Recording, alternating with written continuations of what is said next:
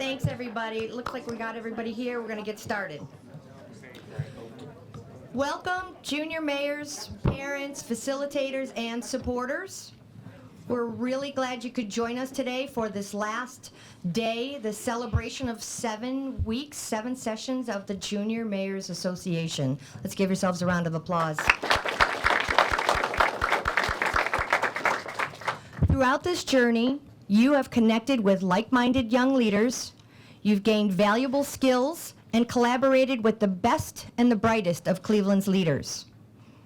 As a junior mayor, we promised engaging discussions, exciting activities, and thoughtful interactions with your cohort, and based on your feedback in the survey in the 7 sessions, I believe this team delivered, so thank you to the team.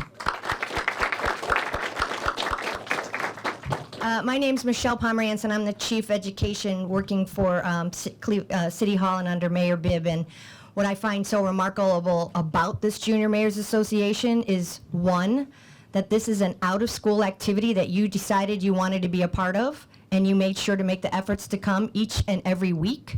This is something that you found your own way in transportation to get here. And even during spring break and senioritis that I know some of you have, you kept coming.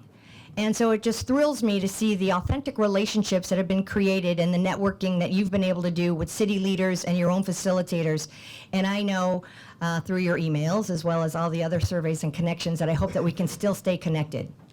So I just wanted to make sure that we thanked our sponsors and supporters for this event. It's been a great 7 weeks, and we could not have done it without the United Black Fund, the Cleveland Foundation, the Great Lakes Science Center, Cleveland State University, our very own Tri-C, Cuyahoga Community College, Cleveland Public Libraries, the Catholic Diocese, Cleveland Metropolitan School District, and the Gun Foundation, and the following departments who shared their time and expertise: Public Health, Economic and Community Development, the Mayor's Office, the Department of Parks and Recreation, the Communications Department, Public Safety, Community Development, and Cleveland City Council.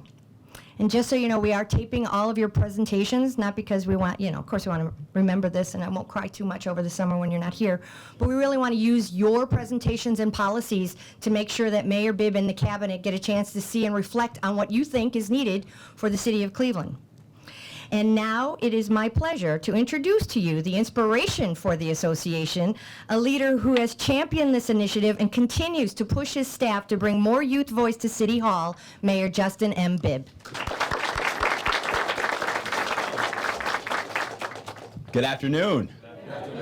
I'm so excited to be here today. I can't stay for all the presentations, but wanted to come by and just say congratulations to all the amazing young leaders in this room who decided to commit to be a part of this program. And it's fitting that we're having the conclusion of this program today because earlier today I was at a funeral for a mentor of mine. His name was Alan Krulak. Alan used to run community relations for then Forest City Enterprises. And his company and him as a business leader invested every year in a program called Look Up to Cleveland.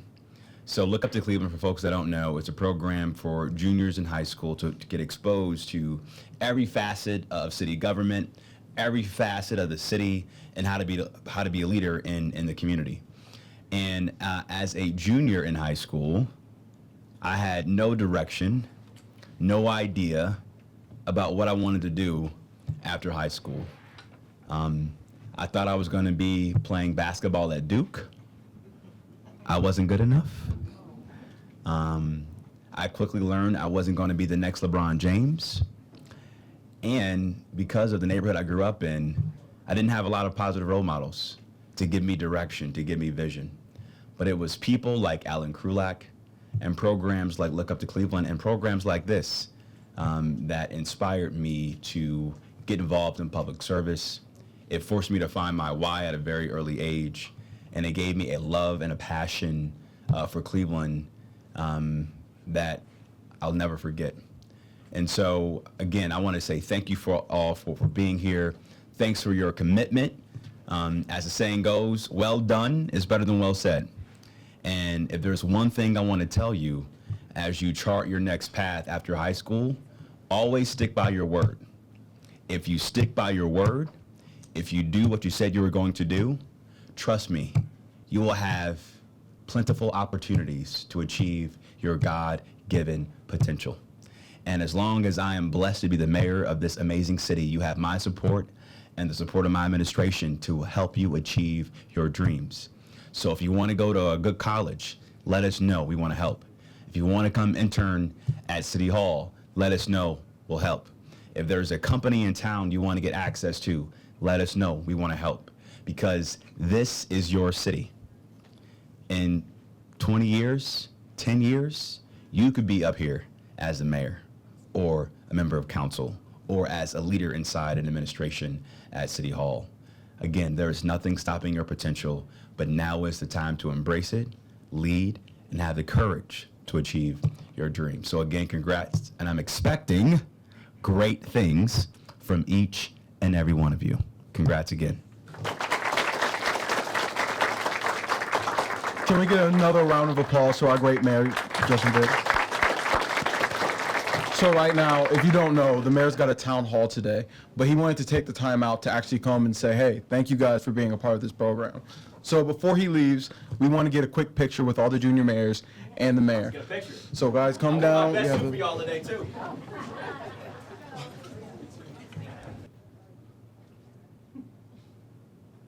Okay, I'm looking good.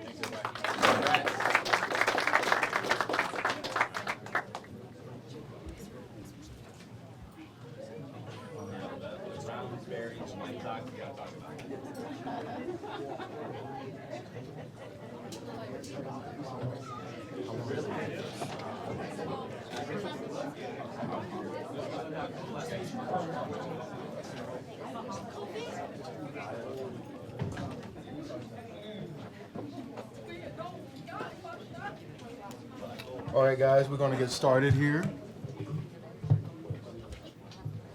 So I want to talk a little bit about the history of this program really quick. For one, this is our second iteration of junior mayors. This was started last year as a theory. We wanted to make sure that we were engaged and actually Cleveland had the right mind to the youth, right? So instead of us old people who just want to go around saying what the youth needs, we wanted to hear directly from the youth. So this is our second iteration of the junior mayors.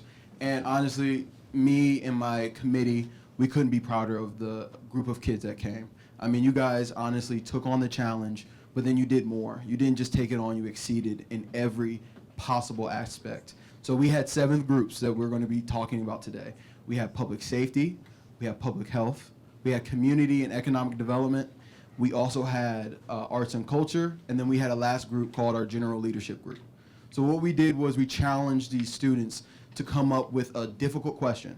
So for each topic group, they had a guiding question that they had to do for the remainder of the sessions. So what this was they had to pick it out, they had to work on it. We had different sessions where we went different places and we experienced different parts of Cleveland. So what you're going to be seeing today is all the work they put in over these long months. And they could have been doing anything, right? But they chose to come here every Wednesday, every bi-Wednesday, come here and work and put together a project that no one in Cleveland has ever seen. And as Chief Pomerantz stated before, we will be showing this to our leadership. So you guys are really making a difference. And I can't say thank you enough and how proud I am of all the work that you have done, okay? So first we want to start off with our public health group. And if you guys can come on up, we're going to get started with you. But first we want to start off with their group facilitator, Alicia. So I think she's trying to find Morgan right now. So what we're going to do is, I'm just going to stand here and I want to talk about you guys, okay? So the public health group, it was one of us, here she comes. So our public health group, they were one of the most interactive groups I ever seen.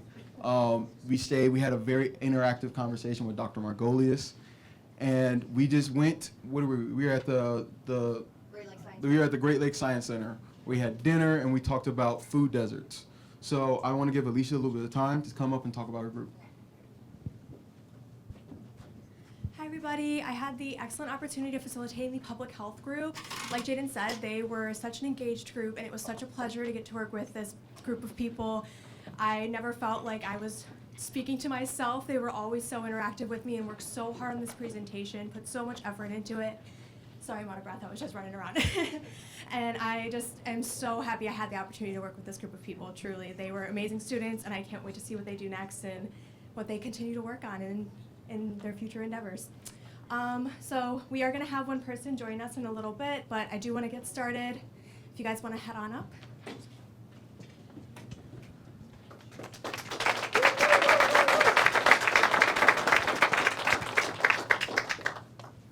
you want to introduce yourselves at all. Are we good? Sir? All right. I'm Mario Paul. I'm Justice Olaranto. I'm Antonio Figueroa.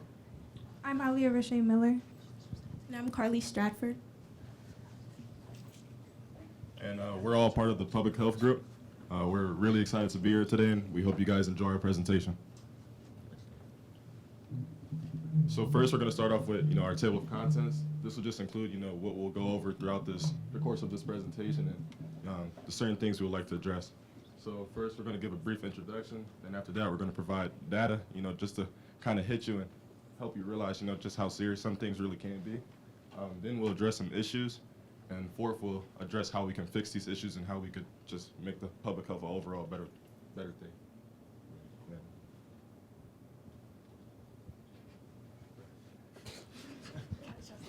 All right. You can go to the next slide. We'll start with. All right. If you were a mayor, one of our we're gonna go through our programs and initiatives that we were gonna add throughout the city. We want to start, but this isn't a knock on the city. We have a strong community in our city. There's a lot of good that we can take away from what we have here, but there's a lot more we can build on as well. We're gonna go through what we can do with our education to educate kids on nutrition, how to be healthier, how to live healthier, eat healthier. What we can in place into communities to raise or help companies not raise prices, limit those, put some restrictions on more businesses, and then work around and with businesses, not just around them. Sorry.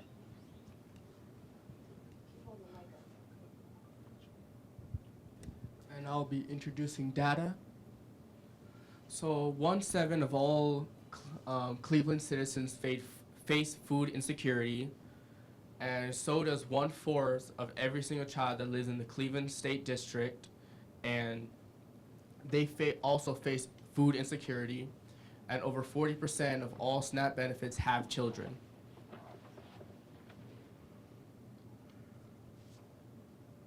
As shown here, this shows that baby food currently is very unhealthy and does not meet the nutritional recommendations for children. As there is more total sugar, there is 1 out of 5 products that exceed the recommendation sodium limit. 1/4 of all products do not meet the calorie requirements, and 70% of infants and toddlers' food fails to meet the protein requirement for children to grow.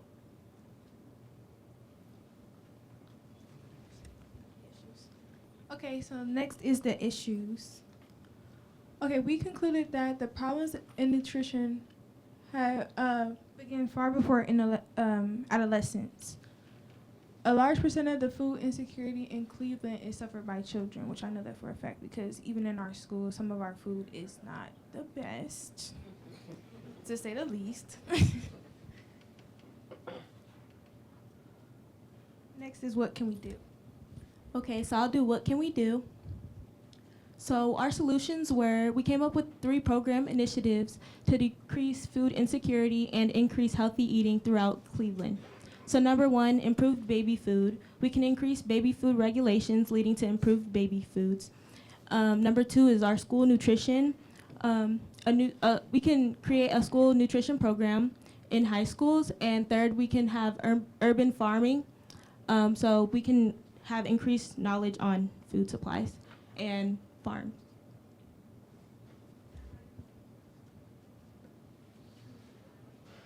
And we'll be also saying how and why we should be increasing baby food regulations. The reason why, or the reason how. Okay, so we encourage mandates on minimum and maximum amounts of sodium, calories, proteins, and sugars that can be found in baby food. And the reason why is it would make baby food difficult for babies to continue being made. It makes it difficult for baby food to continue being made unhealthily, and it allows baby to be more healthier, which allows them to survive longer. This also will lead to healthier infants and babies, and will cause them to have a better future which will cause them to have a better outcome in the future. Here, can you actually stay on this slide for a second? Also, just introducing them to healthier foods at a younger age will be a lot easier for them, and it kind of gets them used to that healthy lifestyle right away. It's very big in every community and every social class that we eat the right foods and we eat these foods consistently. So just introducing it at a young age is very, very important.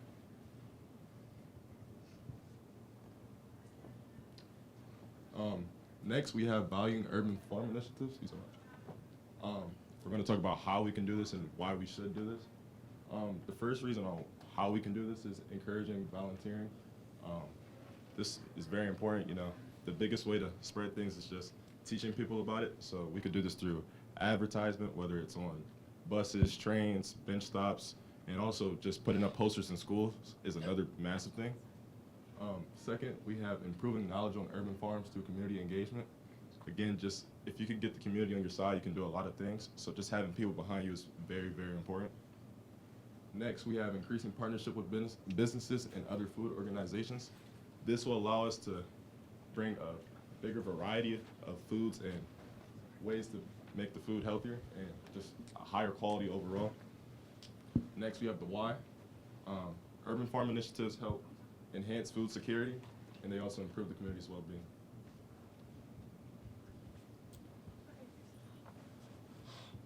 All right, so this is my interpretation of the urban farms thingy. So basically, I made a painting where I'm gonna just read this here. This is an interpretation of the way of food can be provided for the less fortunate communities in Cleveland. Fresh food can be provided by urban farms in Ohio, or even gardens placed throughout the communities. The rainbow handprint on the wall in the background represents Cleveland's diversity and creative communities. It signifies all the communities that anyone of any race, background, or social standpoint are welcome here. So basically, to go in further detail, I believe that we can just have more food drives in certain communities, because I know in my community that a lot of people are on food stamps, or they just don't really have they're not really fortunate, to say the least. I wouldn't say we're on a poorer community, but we definitely aren't really making healthy choices. On every corner there's a gas station where you can get junk food and all that stuff. So I feel like if we had something like this where we have more of an opportunity to go and get fresh foods from local community gardens and farms and stuff, we wouldn't have as many, because in America we have a lot of obese children, so it's better to have more opportunities where they can get healthy food.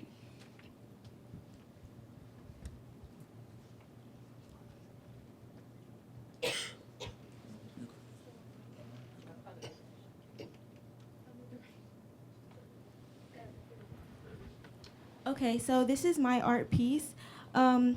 So basically, it's representing bringing better food to the schools. So here is a school bus that's that's depicted as a cheeseburger, and basically, so it's being guided by a light that says "Food for Thought." And in the back of the bus, there's some steam coming out of the bottom, and it represents the ideas of children and how good food can push them forward to make better decisions and even really follow their dreams. So that's why there's a school in the background, and there's kids on top with a sign saying more food for children, and there's even a next stop sign in the back, kind of like a highway sign saying schools, food banks, small businesses. So it's really important to have good food in schools for children's minds.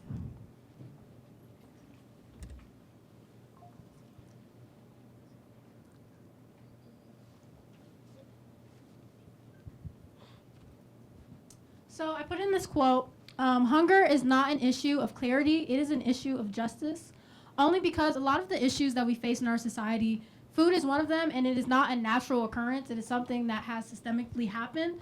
People have been placed in the situation where they don't have access to food because of things like race, because of things like economic status. Those are things that are justice issues, and so, in result, food insecurity is also a justice issue.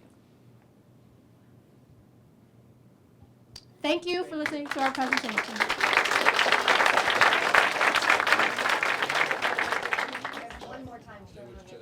I'm Justice Oloranto, St. Ignatius High School. I'm Morgan Overby, John Hay Architecture and Design. I'm Mario Powell, St. Ignatius High School. I'm Tony Figueroa, Lincoln West Science and Health. I'm Alia Rashay Miller, John Adams College and Career Academy. I'm Carly Stratford, John Hay Science and Medicine. All right, you want to say thank you to our public health group? Amazing job.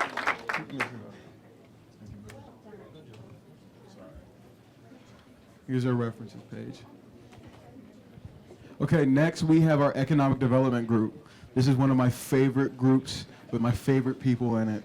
They work so hard. So what we did for the economic development group is that we had all of our top planners and economic development people come and talk to them, and they had a robust conversation at the Cleveland Foundation where they talked about different ways in which they wanted to start a new business. So we want to talk about this, but first I want to introduce their facilitators, Rosie and Taylor. You guys can come on.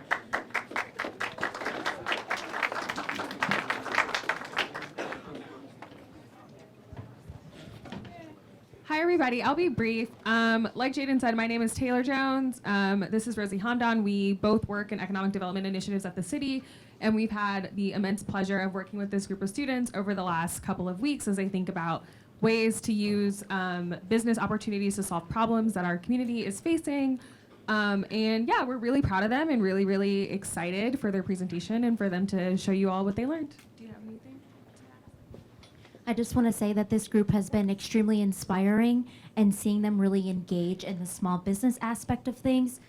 Small businesses is what they walk past when they go to their schools, right? And so the impact of that is really important, and recognizing that is very important. So seeing them really engage in that has been very cool. I also work in the small business space, so I might be a little bit biased, but I'm just very proud of this group and excited to see what they present to you all. Thank you so much for your time.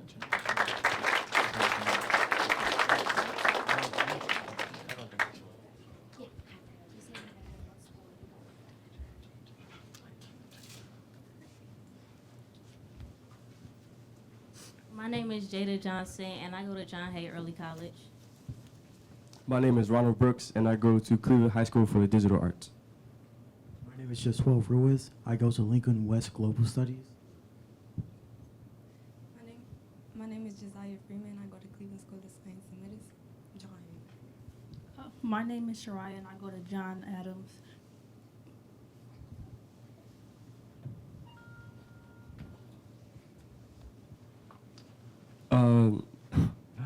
So with this one, we had decided for what we were going to do is we were going to create a mall, or we were going to create. So nerve-wracking. It's okay. What we were going to do is we were going to create a small business, and that small business was going to be at. We tried to pick locations that were classified as food deserts, like Fleet or the Miles Park area. So with that, we had decided that we were going to have our own. We were going to invite young students or just young people altogether to be involved, which meant that we were going to have them interact with younger kids.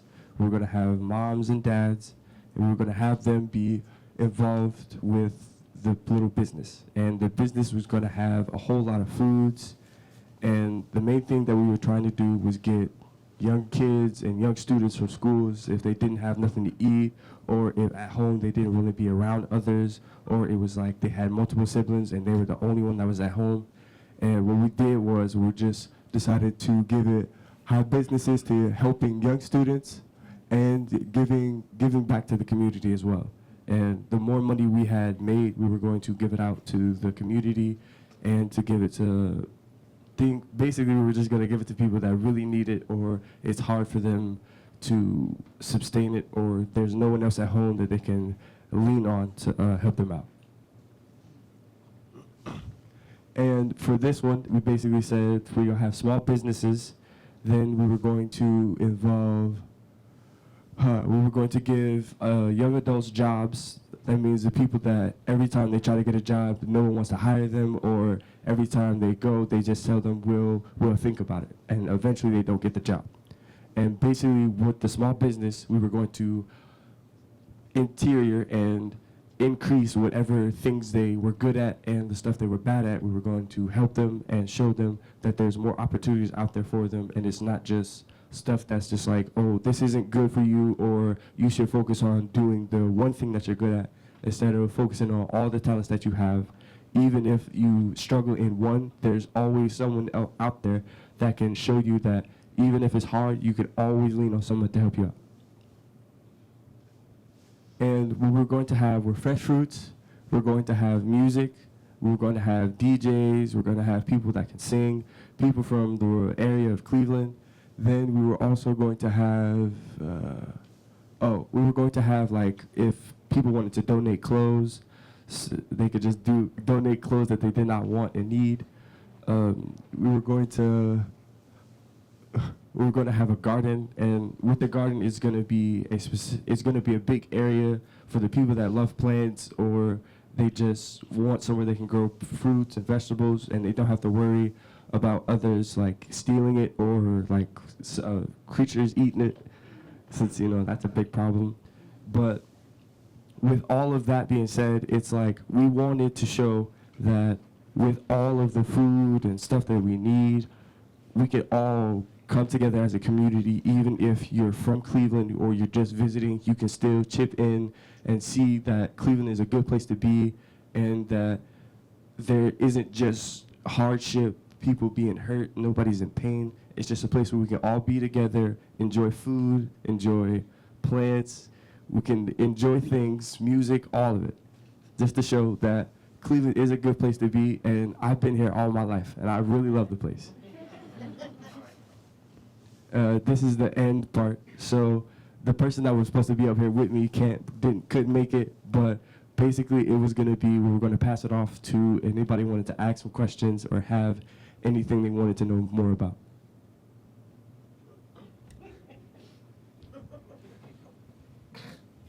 Okay, so this is the part where it turns into a town hall. Anybody is open to ask questions about the small business we created. What would your small business be called? We'd have to leave that up to the community. It's theirs.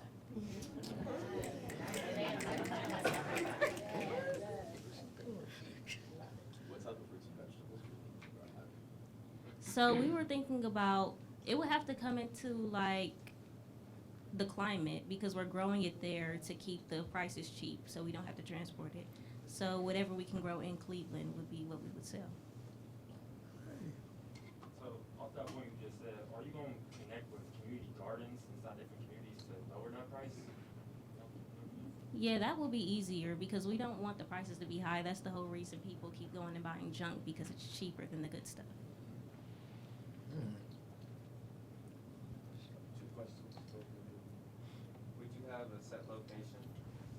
So our first location, like we were talking about the food deserts, like Fleet or the Miles Park area. Is there any other necessities that you were able to procure from your business? Besides the fruits and the vegetables, we will be selling just like toiletries and stuff that are expensive at places like CVS and Walmart. And also the clothes. The clothes will be free that we get from the donation box. Would you ever look to expand past the two neighborhoods that you previously mentioned? So we would, it just all comes to funding. Like we were thinking about hosting events at parks and recreation centers that are already owned by Cleveland so that we could get the money for it. So it all depends on what the community is willing to put in. Okay.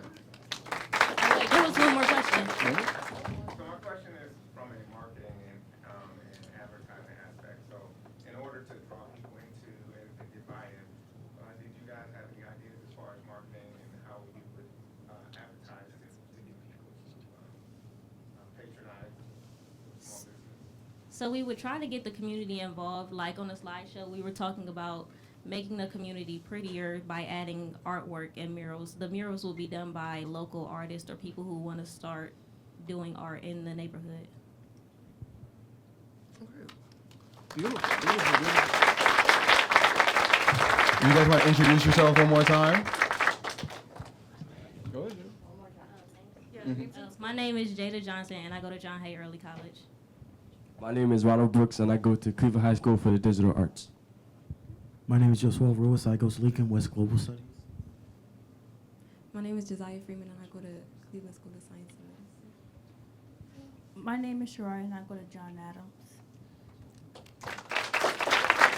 Beautiful job. Thank you so much for that economic development group. What a beautiful answer, too. Well, okay, Jada. Shoot. You need to be where I'm doing one day, okay? Yes. Yes. Okay. Our next group is the community development group. So we got one of my good friends here, Delonzo. We're going to introduce his group. All right. So I had the privilege and the opportunity of working with community development. So in this group, they were very intriguing, very good. They had direct answers. They knew what they wanted to do. So they took on a very tough question as it relates to housing. And as we know in Cleveland, housing is very important. It's something that most people don't have the opportunity to have. There's inequalities, there's injustices, and a lot of different factors that portray into it. So I will let community development group come up and introduce themselves, and yeah, so.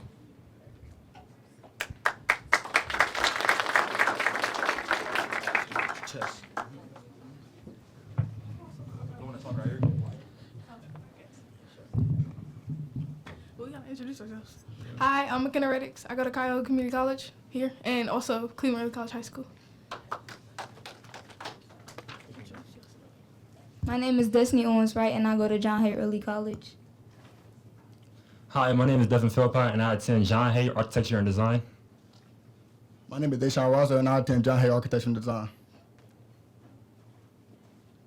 My name is Gabriel Beard, and I attend Cleveland High School for Digital Arts.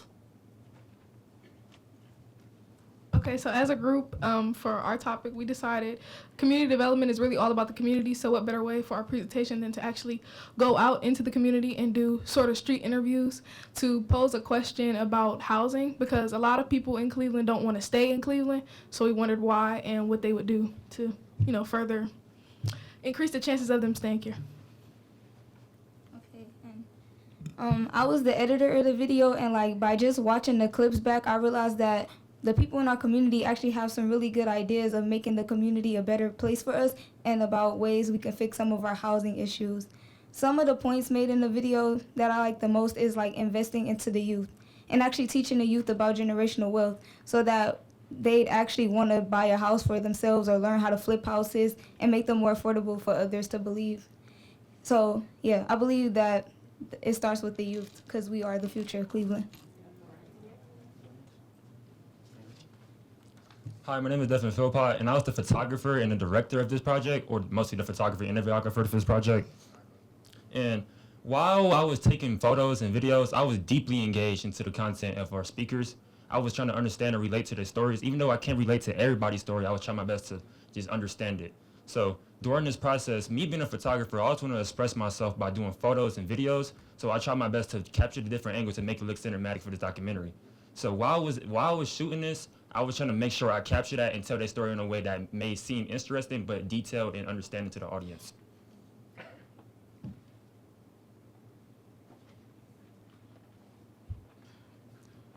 So,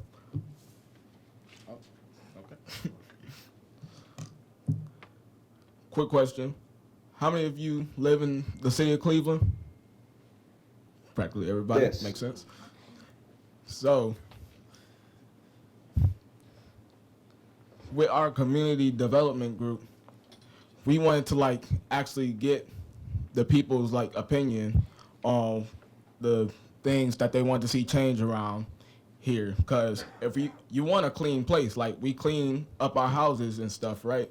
So we gotta actually get into the community to get it cleaned up.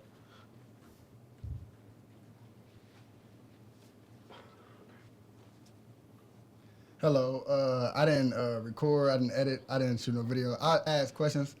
So So I don't know. They did everything.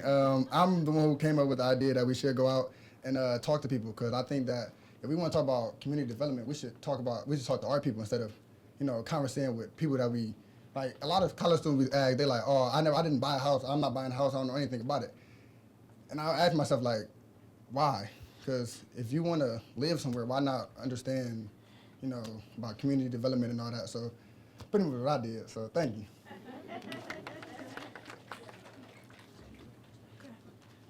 All right, until the video's up, I'm gonna ask you guys questions. So raise your hand again if you live in the city of Cleveland.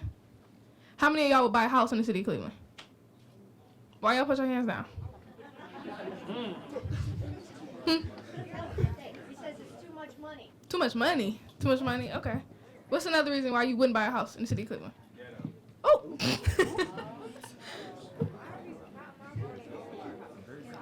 You already own it? Oh, okay. You already own a house. Who else? Because it was more hands. What about over here? I've been there since 1968, and I'm still there.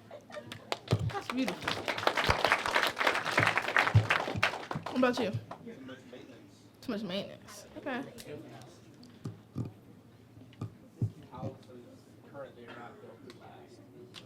Okay. There are more attractive places to buy houses in, because although Cleveland has cheaper real estate, which contrasts what they said about price, but something is that Cleveland is a very cold city, a very up north city, and sometimes it doesn't feel like the most attractive place to settle down and buy a whole house in. Okay. Well, we're gonna play the video so you guys can hear some perspectives from the community. Go ahead. So we're missing one member. His name is Eric Williams. I want to congratulate him from getting a scholarship. He's in part of this program called ACE inside my school, and I really want to just recognize him for that.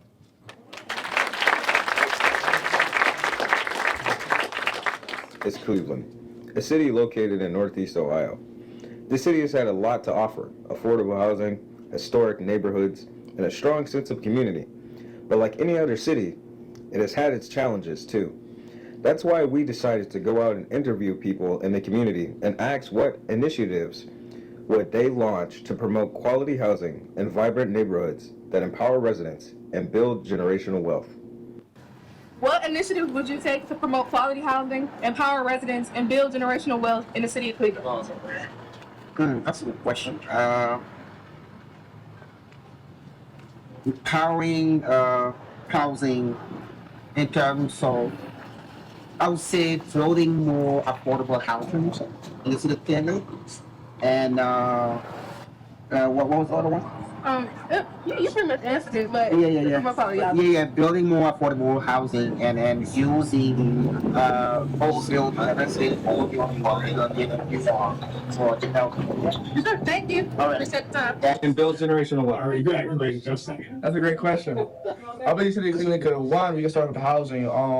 I'm still young, so I haven't gotten into the housing, but to speak more on empowering the community and the people within the community, I say to listen to the people in the community. Oftentimes, say, create these little events where it's like for them to come and talk, but it's one thing to create those events, but it's other things to now start to implement what people ask for. And what's your third question? So how do we build generational wealth within the city of Cleveland? By pouring to the youth. Yeah. True generational wealth is not finances. Generational wealth is passed down knowledge, wisdom, values, and morals of your character as well. I believe we need our youth to be poured into more youth programming for the youth to one row for them to get their generational wealth. You know, how can you build generational wealth if they don't even know what generational wealth is or what it looks like to truly begin with? So I'll say for to create that generational wealth here in Cleveland, it starts with the youth. You pour into the youth and have those youth teach them to not just take that knowledge and run with it, but that same knowledge pour into more inner city youth inside the inner city of Cleveland. So that's true generational wealth. You start with the youth and teach those youth to do the same thing for the youth that's behind them. But yeah, I believe it starts with you to become generational wealth here in Cleveland.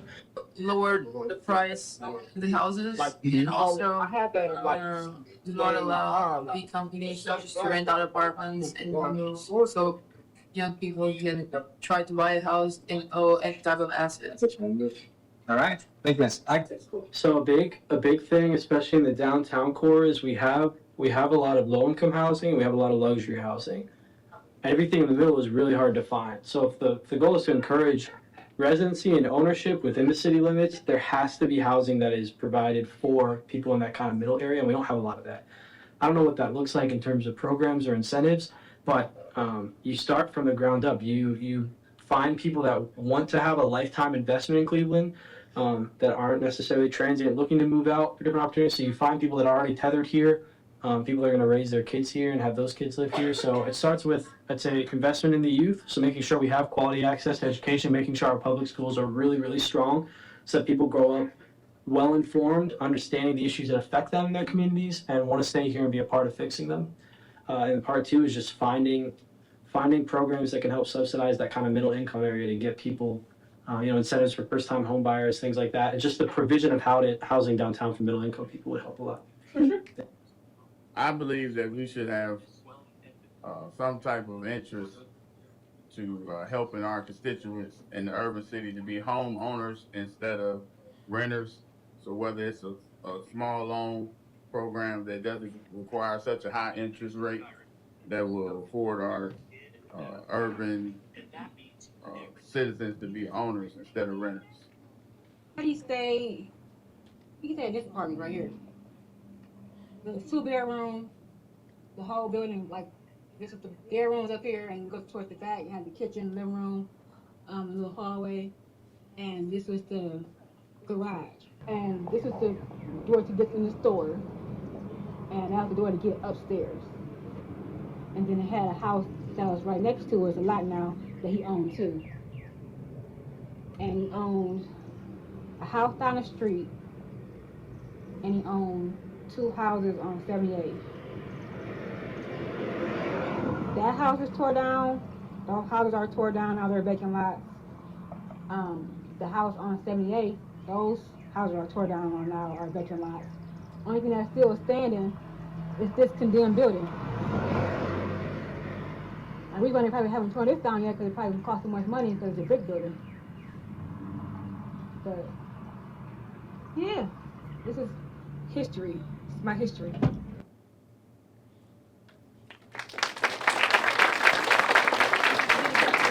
got your little slides. David, you got the slides. Get it back. Okay, so now after you've heard that video, do you guys have any incentives that you guys would promote to actually want to buy houses in Cleveland or make Cleveland a more attractive place? In the back. So, first and foremost, I just want to laud you children for your presentation.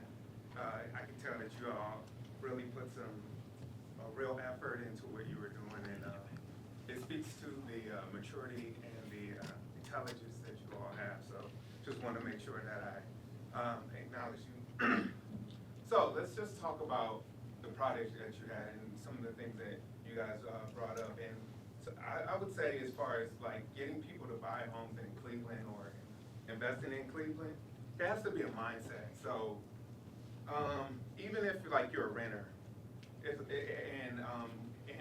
when it comes to keeping people in Cleveland, it has to be a pride. It has to be a mindset. So when you hear people talk about Cleveland, you have to talk about Cleveland from a position of like thinking about it from a level of having a love for Cleveland. So I've lived around the United States and around the world due to my veteran status, and I served in the military, so I have 21 years. And so I left Cleveland, came back. So that tells you how much I love Cleveland. And so I live in Cleveland because I love Cleveland. So when I speak of Cleveland, when in my time I served, I talk highly of Cleveland and wouldn't let anybody speak bad about Cleveland. So as a Clevelander, that should be the mindset and the concept of how we should carry ourselves, because if we speak highly of Cleveland, then it would echo throughout the country. And so that should be the first and foremost of the mindset of how we get to the point of keeping people invested in Cleveland. That should be like where we're at. And then, so it's about mindset, it's about how you take care of things. So either whether you're a renter or a buyer, it's about how you take care of your things, how you take care of your communities. You do those things, it brings an essence to Cleveland, like, oh wow, these people care about where they're at. So maybe I should move there. Maybe I want to be there. Maybe the people who live there want to be there. And then now that fosters a sense of this is a place where I want to be. And then I heard in the video you guys talked about generational wealth, how do you build generational wealth? And I just kind of want to leave just this little bit of like a seed. Building generational wealth starts with the generation before the generation you're trying to build. So the generation that, when you're trying to build, it has to start with that generation before. So the parents have to do their job, have to build themselves up, become somebody, get the education, get the, the assets, and build themselves up and get the status and collect the things that they need to and learn along the way in order to have something to pass on to the children. So they're not starting from zero because giving them knowledge, yeah, that's great, but you also have to give them something along with that knowledge to build upon in order for them to carry it on to the next level. Because I'm sure the children would appreciate, the knowledge along with starting from level 50 versus just knowledge and starting from level 0. So Amen. that's all I want to do. Amen. So I'm gonna do a quick little vote real quick. So how y'all think our presentation was, 1 out of 10? Or like, raise your hand if you liked it. Okay, we're gonna make this part. She's joking. Because Eric wasn't here. Okay.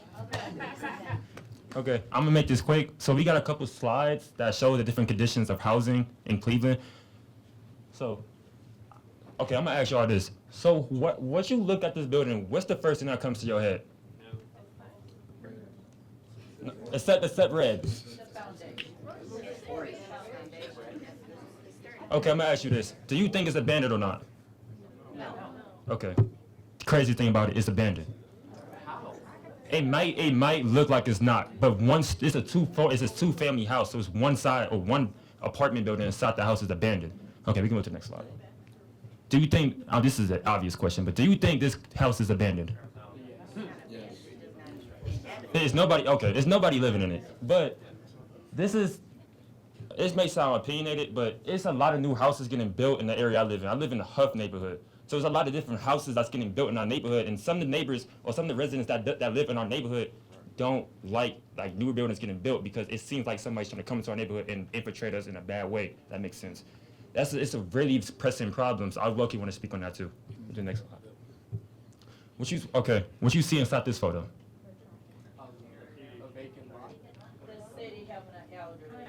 My point exactly. It's like, okay, this is a good example of the city taking care of vacant lots, but most of the time, or I'm gonna say 65% of the time, they don't take care of their lots. Do you guys think, what's the reason y'all think they don't take care of their lots? Takes too much time. I'm gonna ask you a follow-up question. Why do you think it takes too much time? Because time is money, and if they always spend so much time to mow all these lots and clean them up, they'll spend too much money, and they don't want to spend that much money on every vacant lot when they're not going to be building a house there. That's a good point. Okay, we're going to the next slide. Okay. Okay, I'm ask this question again. Do you think this building is abandoned? Yes. Why do you think it's abandoned? No, like, why do you think that's the original reason why is it abandoned? There's Okay, this is it. Is it because of the water damage? And because a lot of people moved out around like the 1990s to the 1980s because it's like they think it would be different opportunities. So a lot of people moved to different, better cities that got more opportunities. And I know Cleveland, because I live inside this city, that Cleveland has more opportunities than other cities. So I know if we build in our communities right now, we can for sure build more opportunities up to bring them people back or keep our people that live in here inside this city. So I'm done. I'm sorry. Thank you all for your time. Hope you enjoyed our presentation. I'm McKenna Reddix. I go to Cuyahoga Community College and Cleveland Early College High School. Hi, my name is Devin Philpott, and I attend John Hay Architecture and Design. My name is Destiny Owens-Wright, and I go to John Hay Early College. My name is Gabriel Beard, and I go to Cleveland High School for Digital Arts. My name is Deshaun Rosser, and I go to Cleveland School of Architecture and Design.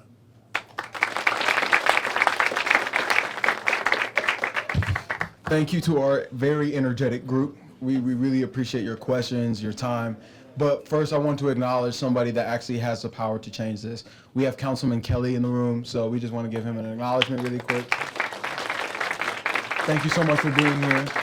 So as you guys can tell that we are giving you guys ear to the power and where actual influence is made. So you guys are doing a really good job today, okay? So I'm really, really proud of you guys. So now I want to welcome up our public safety group, and I want to have Alex talk about them a little bit and give them a little feedback, okay?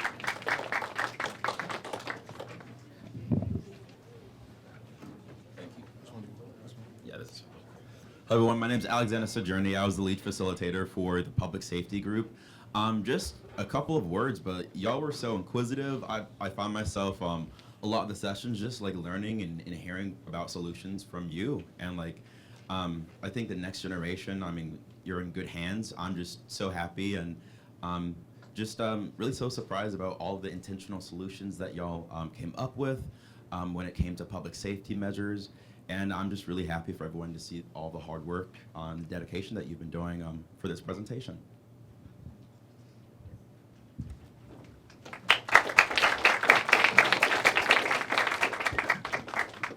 Hi, my name is Anthony Boca, and I go to John Adams College, Cleveland Academy. My name's Khadijah L. I go to Cleveland High School of Digital Arts. My name is Trinity Malik. I go to Lincoln West Science and Health. Hi. I'm Shabim. I go to John Adams.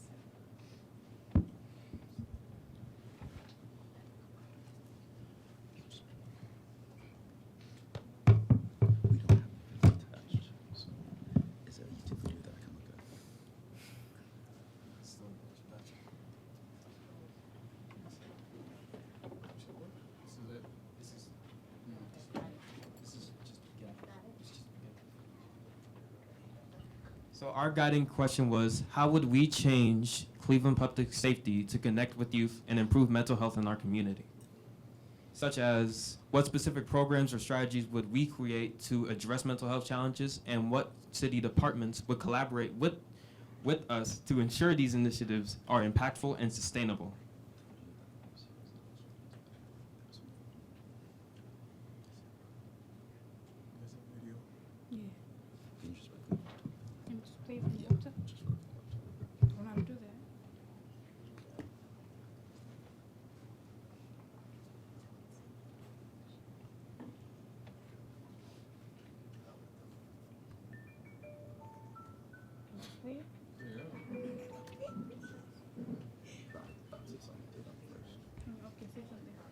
Yeah.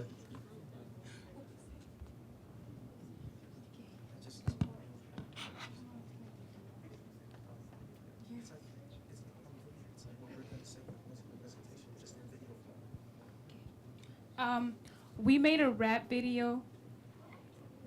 And then So part of our presentation will be presented in rap form.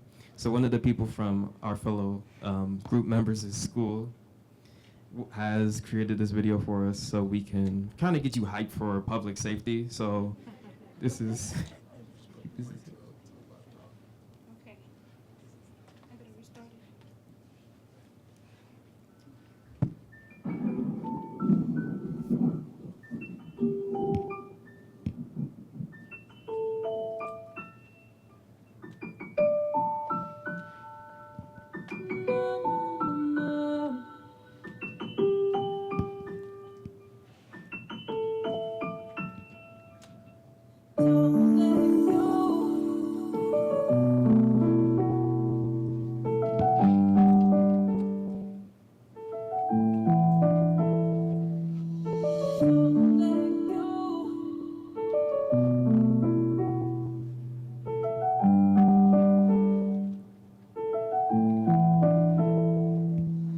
In a world that's moving fast, in a place to speak. Love, integrity, but cast our belief. Our community is where I find my peace. In this time of love is where I believe.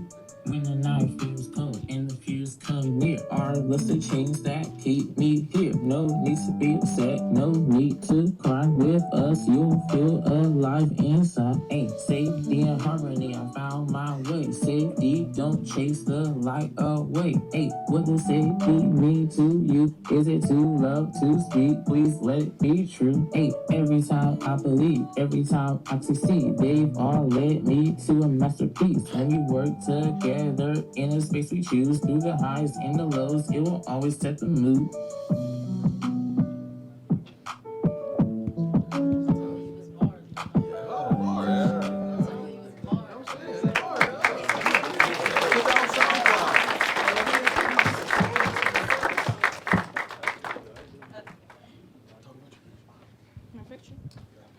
We have a poster that I made. I'm gonna shout out to Andrew Haley Smith. He helped me try to look for things and to put together this poster. And this poster was something that I thought of for like a dream I always had. I always wanted something on the lake, and especially for people who are my age and age underneath me. If they need to stay out of trouble and stay out of like criminal things, they need to do activities.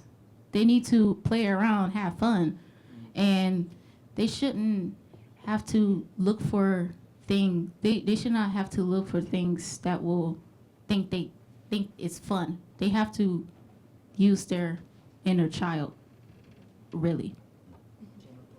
This is what it is.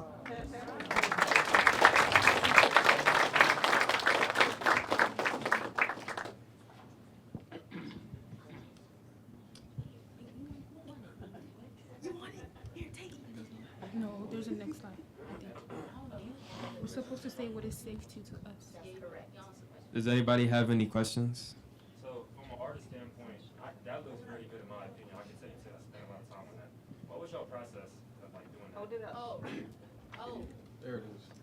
Well, right here, Use the mic. Give it the mic. Like, where's the mic? I use Photoshop. I use Photoshop, so yeah. It was like an AI generating thing, so I just circle it on a lake, Cleveland and all that. And right here, there is something that should be here at parks. Mounted police on horses. We need those, because not only there's weird people in parks, children need to be protected. I'm tired of hearing these weird cases. But yeah, we need mounted police more. And another idea I was thinking is undercover cops at the amusement park. They having fun with you. They watching, they keeping their eyes like that. And that's exactly how it should be.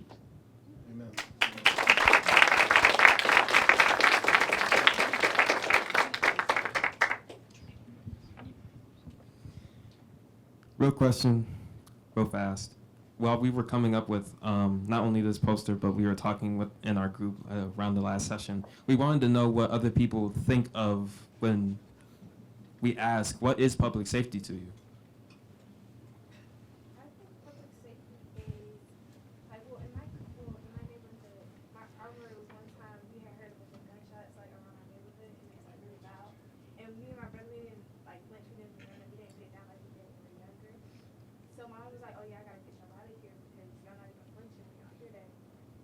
So I would think that public safety would be making sure that stuff like that doesn't happen, and make sure like there's actually police like watching around, especially in my neighborhood. Like it's like an everyday thing, so when you hear it, or you know something just happened over there, and yeah.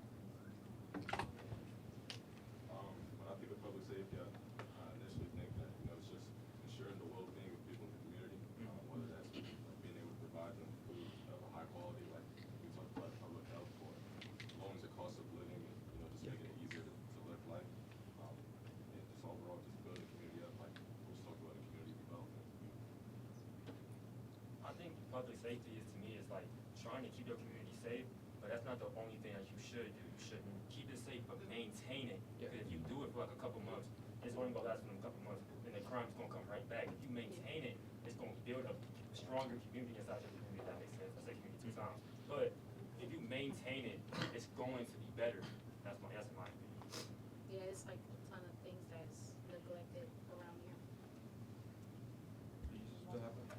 question.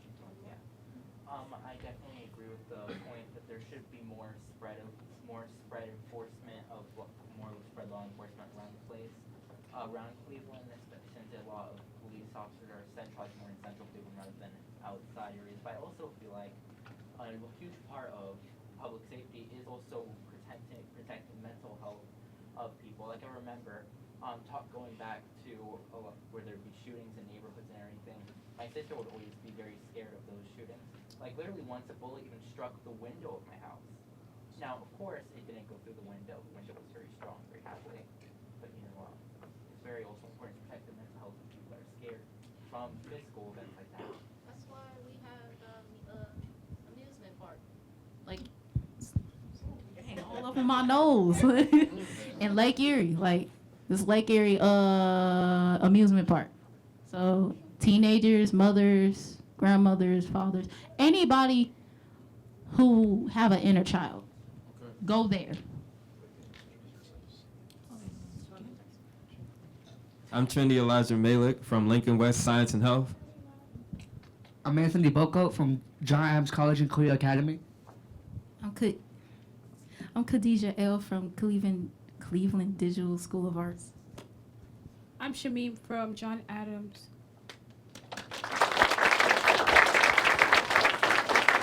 Well, I don't know about you guys, but that rap song's gonna be in my head for a while, right?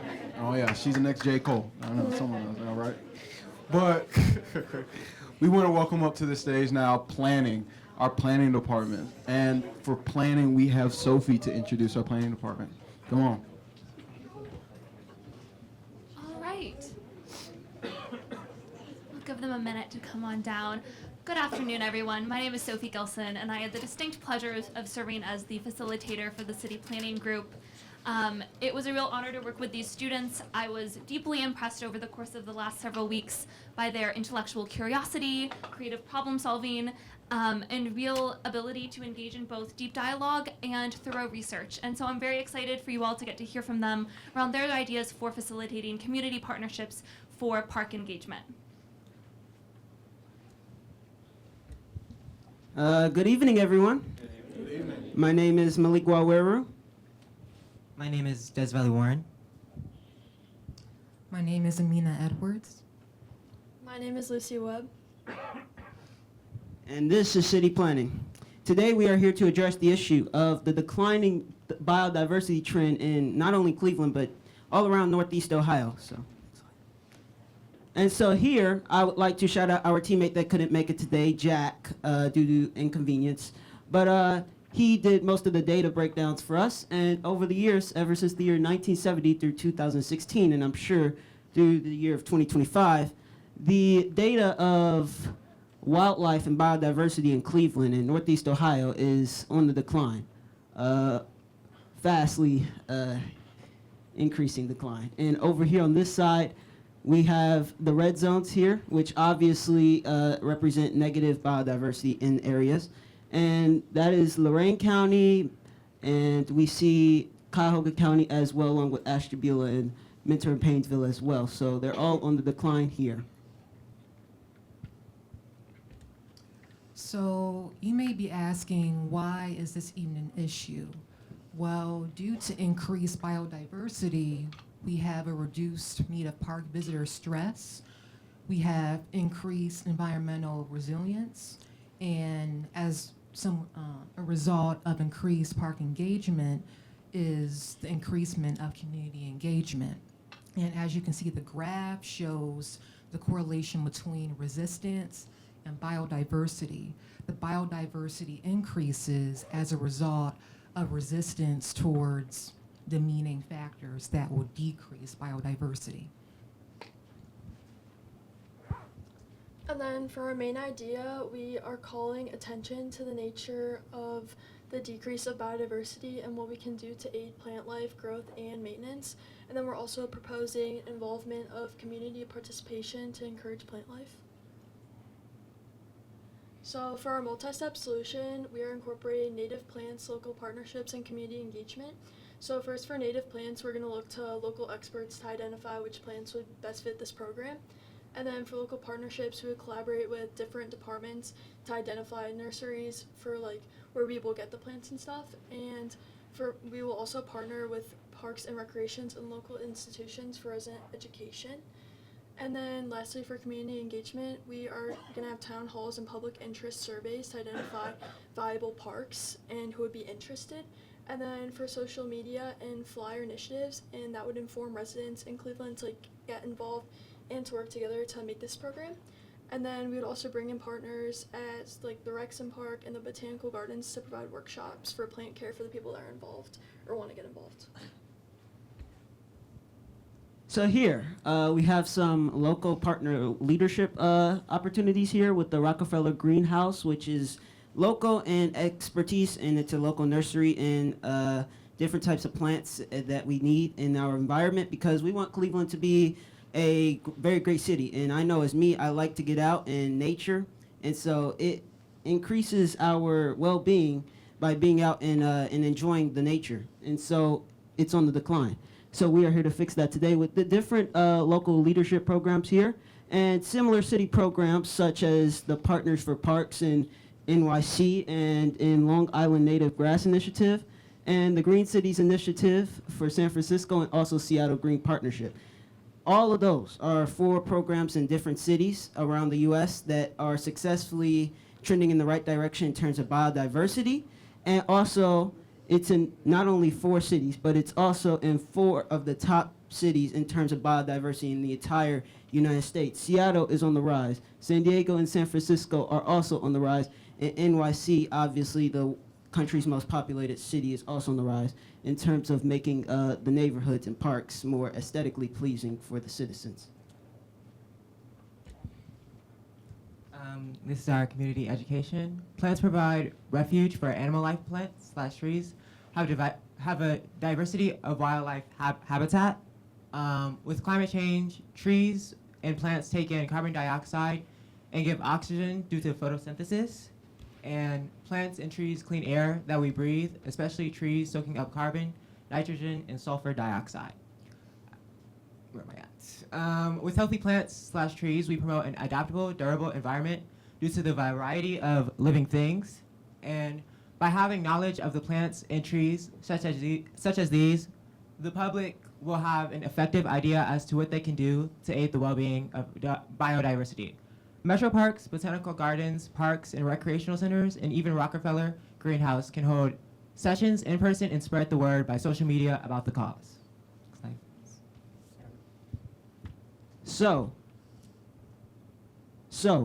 Throughout the community engagement strategies, we want to hold and involve the community through having community gardens to encourage participation from the community. We want our local citizens to be excited about what's around them. And educational initiatives to educate the youth and the people who are unsure of what it's like in the field of biodiversity and how we can improve the spaces around them. And citizen science programs. Obviously, this is having to do with science. And STEM is a growing field, and we want to get people more geared towards that field of education so it can be better suited for the future.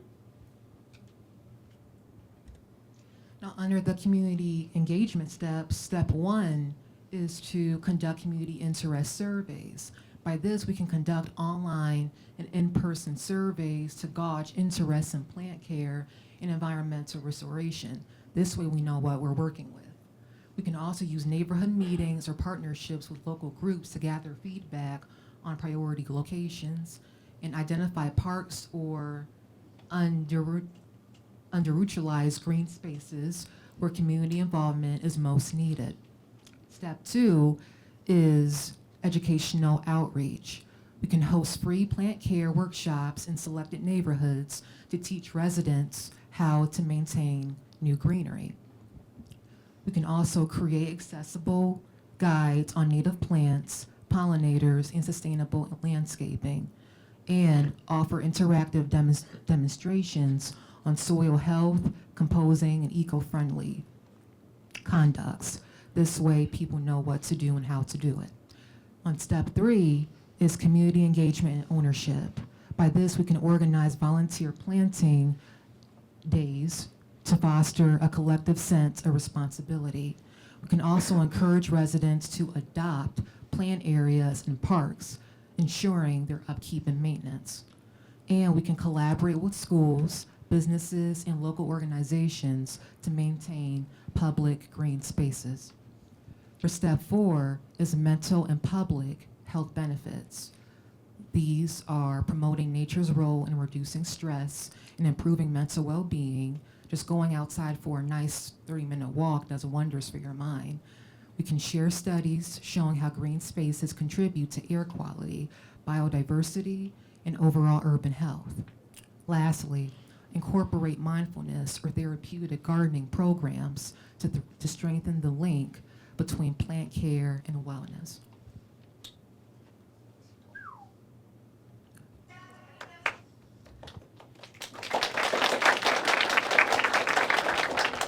Thank you everyone so much. And one thing I want to leave us off with is that the greatest and biggest threat to our society is inaction. So us as the youth, we're next up, and we all need to get up and step up to the plate and advocate for what's right for the betterment of our world. Thank you very much. I am Malik Wawiru from John Hay Early College. I'm Jezebel Warren from John Hay Architecture and Design. I'm Amina Edwards at Cleveland Early College High School at John Hay campus. I'm Lucy Webb and I go to Magnificat.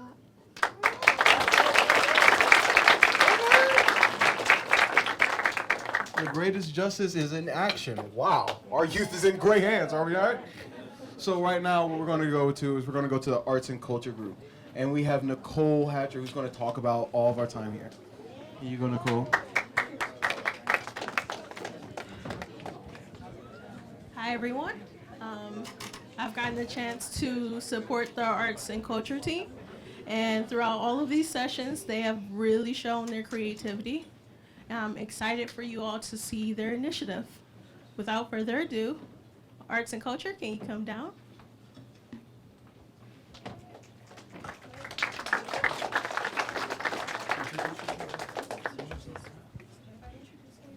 Hello all, my name is Ariel Rotaru and I go to Lincoln West School of Global Studies. Hello, my name is Nathaniel Santiago and I go to St. Ignatius High School. Hello, my name is Ranam Andujar and I go to Lincoln West Global Studies. And my name is Bobby Thomas and I go to Tom Adams College and Career Academy. My name is Logan Green and I attend John Adams College and Career Academy. If we were mayor, we would come up with Cleveland Creates. This is our initiative that we came up with.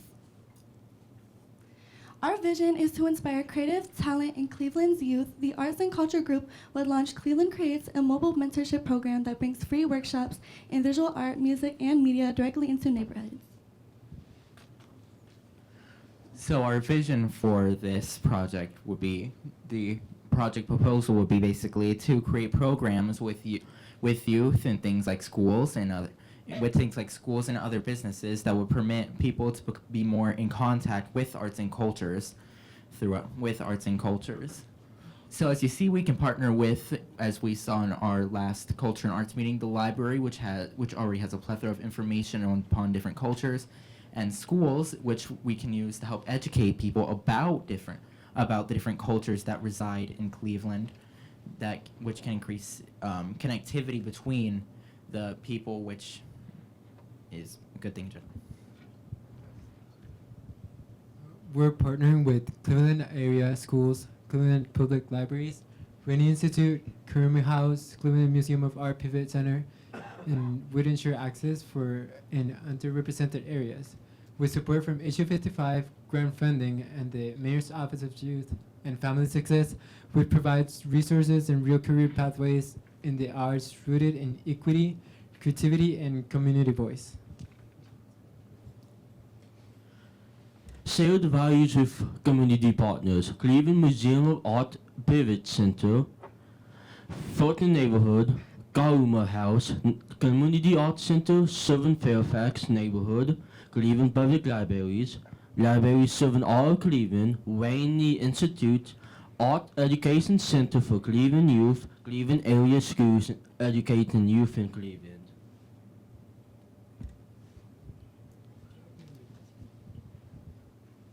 Cleveland Creates brings free mobile arts and mentorship workshops to youth across Cleveland. Why partner with Cleveland area schools, libraries, Rainey Institute, Pivot, and Karamu? They're trusted community anchors that help reach youth where they are. How will Issue 55 and Mayor's Office help? By providing financial resources and community buy-in support, Issue 55's approval secures long-term funding to expand access and opportunities through 2035.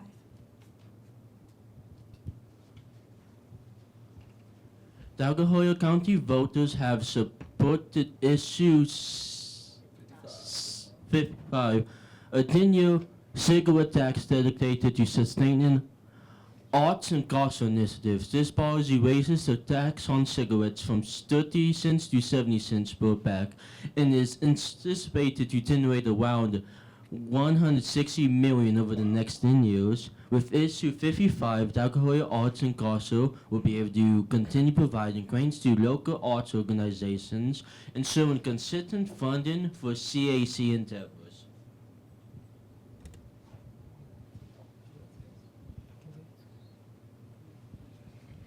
And our sources were Cuyahoga Arts and Culture, Issue 55 Renewal Summary and Impact, and Cleveland Plain Dealer 2024 election coverage, and Issue 55. So Issue 55 helped us a lot with funding. Me and Brandon came across Issue 55, which takes the tax of cigarettes and funds it to arts and culture groups, which is perfect for our group. So if we were mayor, we would totally launch this initiative with the help of Issue 55. So thank you, Issue 55. My name is Logan Green, and I attend John Adams College and Career Academy. My name is Ariel Rotaru. I attend Lincoln West School of Global Studies. My name is Nathaniel Santiago. I attend St. Ignatius High School. My name is Barry Thomas, and I go to John Adams College and Career Academy. And my name is Brandon Antuhar, and I go to Lincoln West Global Studies.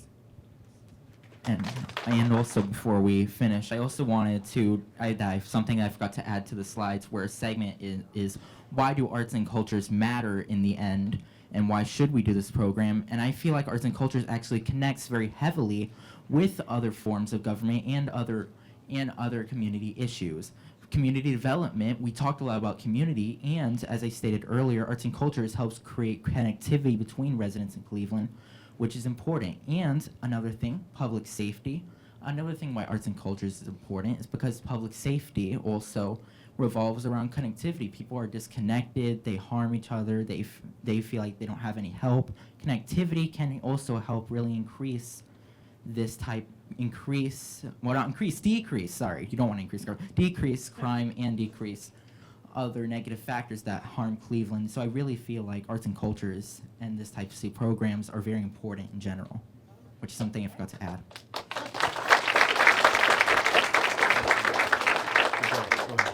Thank you so much to our arts and culture group. And now for our last group, I want to introduce our general leadership group. And we have a very special facilitator that's going to take it from here, and she's going to introduce her group. Hi, everyone.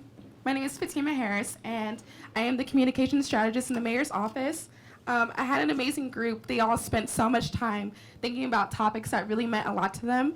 And I just want to let everyone know in this room that the mayor is so proud of you guys, and everyone did an amazing job. So with that being said, here's general leadership.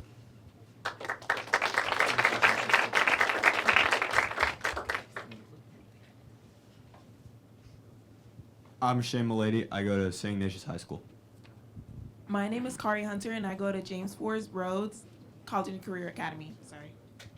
Hi, my name is Yuva Karthikeyan, and I go to Solon High School. Hi, my name is Rishitesh Nagavandi, and I go to Jackson High School. Hi, my name is Roy McNally, and I go to St. Ignatius High School.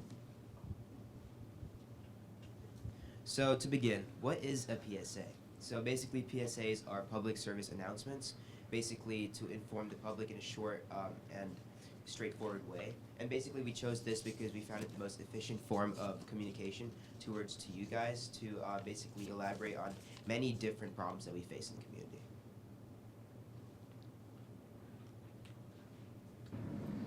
I walked out from school one day, and my car was not there. I was in shock and distressed, and later saw on my school's security cameras that it was stolen. I'm Rory McNally, your junior mayor, and today I will talk to you about something that affects every one of us, crimes in Cleveland. Did you know that Cleveland's crime rate is more than double the national average? According to Fortress Law Group, in just 1 year, over 21,000 crimes were reported in our city. That means too many families worry about their safety and too many kids are afraid to play outside or walk to school. High crime doesn't just hurt people, it holds back our whole community. But it doesn't have to be this way. As junior mayors, we can help create safer neighborhoods. Imagine more after-school programs, better street lighting, and neighbors looking out for each other. We can work with police to build trust and support youth who need a second chance. Together, we can make Cleveland a safe place where everyone feels safe. All of our voices matter. Share this message with your friends and your family, whether it's mentoring younger kids or helping organize events in your neighborhood. Let's prove that we're not just the future, we're the present, and we're ready to lead.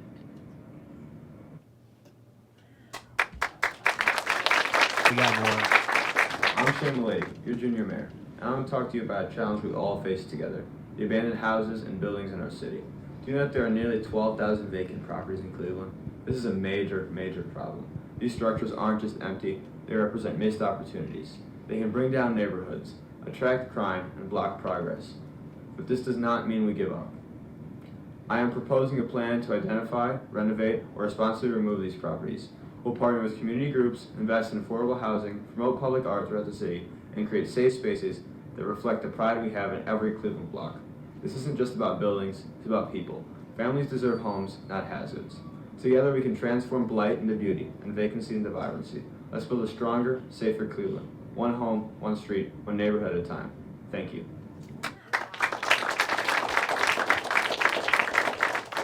Said that about 1 in 7 individuals in the food bank service area happen to be food insecure. Food insecurity is a problem that impacts the world, and more importantly, Cleveland. We must take action now because food is a human right that everyone deserves. As your junior mayor, I, Kari Hunter, want to advocate for everyone dealing with this issue. Not having the proper nutrients for long periods of time can cause a failure in full-time development, weakened immune systems, and the risk of diseases, iron deficiency, and other depriving factors that can possibly take a toll on one's life. This problem with food access can be addressed through community gardens. Community gardens allows individuals to have access to fresh produce for free, while improving air quality and creating healthier environment. Let's use this opportunity to grow together rather than belittle each other. Thank you.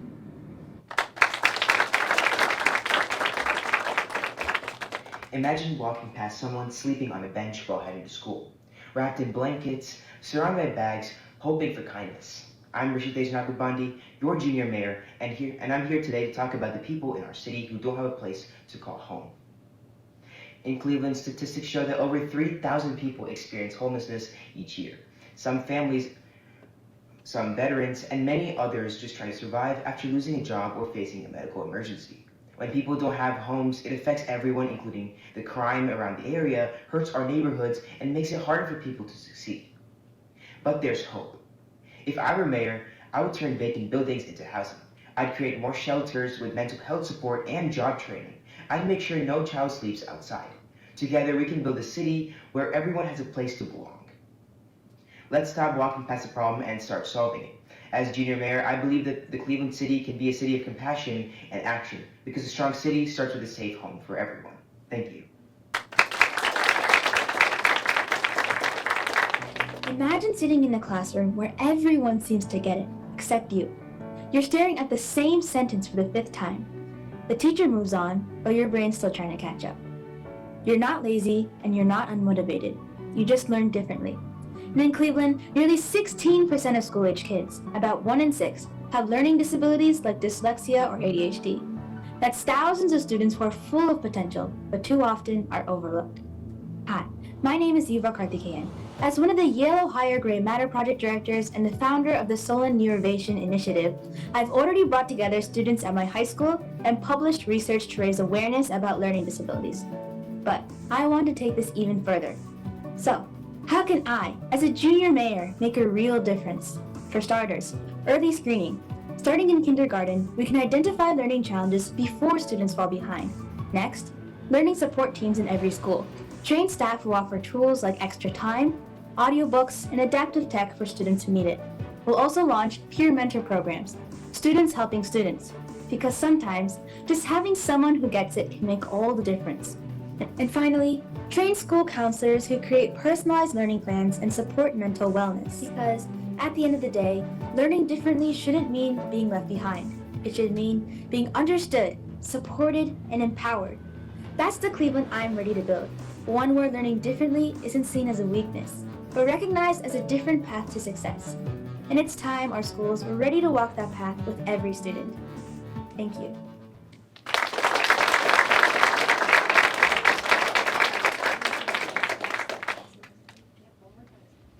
So I'm Yuva Karthikeyan from Solon High School. I'm Rishitesh Nagabandi from Jackson High School. I'm Roy McNally from St. Ignatius High School. I'm Kari Hunter from RCCA. And I'm Shane Milady from St. Ignatius High School. Thank you, guys. Just wanted to say thank you for listening and watching our videos, and also thank you to the Junior Mayor Association for providing this great opportunity to share what matters to us. Thank you.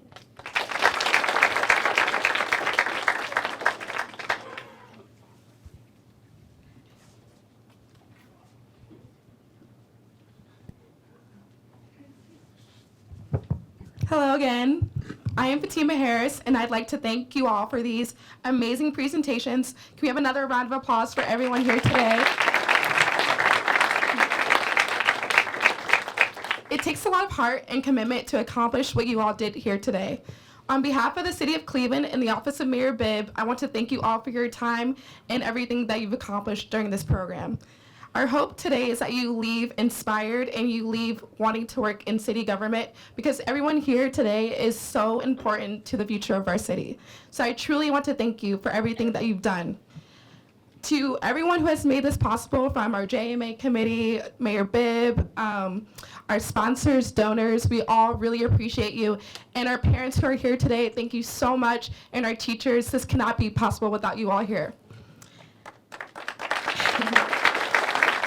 And there's so much more I could say about how amazing this group of students are, but for now, I'm gonna leave it to the video.